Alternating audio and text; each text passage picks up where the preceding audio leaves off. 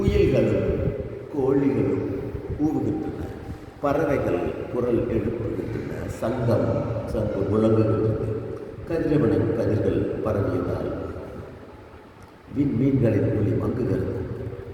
திருப்பிருந்து வீற்றிருப்பவனே, யாவும் மனதிற்கு கதிரவனே, எங்களுக்கு எளியவனே, வீரக்கடல் அணிந்த உன் இணையலைகளை காட்டுவதற்காக திருப்பள்ளி எழுந்தருள்வாயாக.